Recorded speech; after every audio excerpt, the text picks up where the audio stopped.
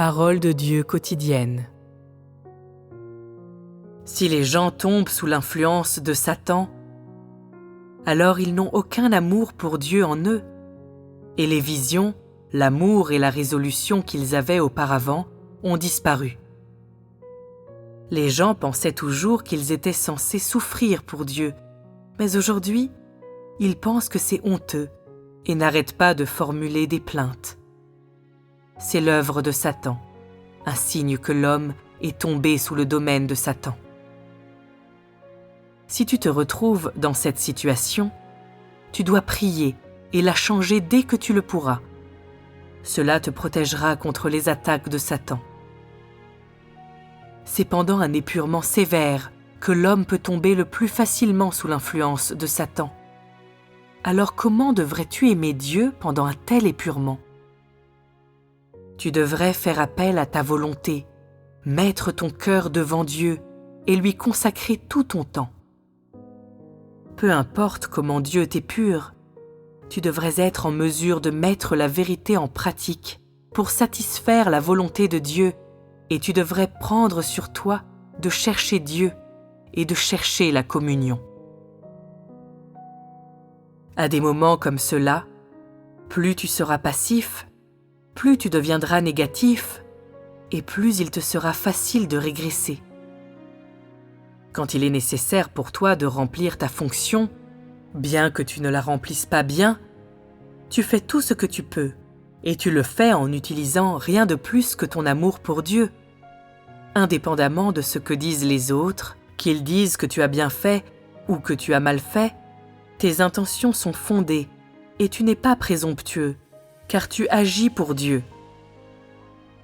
Lorsque les autres interprètent mal ce que tu fais, tu peux prier Dieu et dire « Oh Dieu, je ne demande pas que les autres me supportent ou me traitent bien, ni qu'ils me comprennent ou m'approuvent.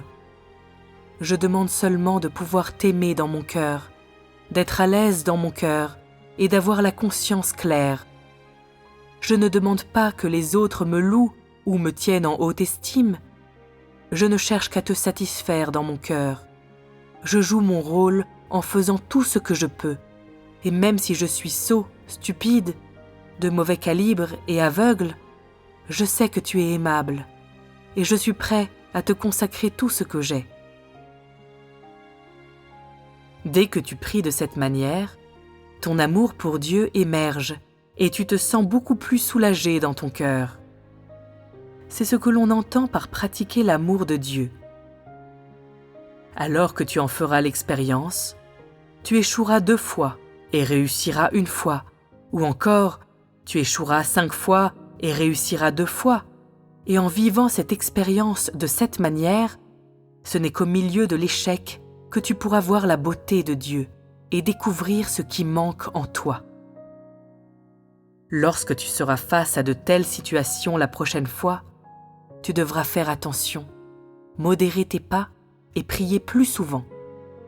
Tu développeras graduellement la capacité à triompher face à de telles situations.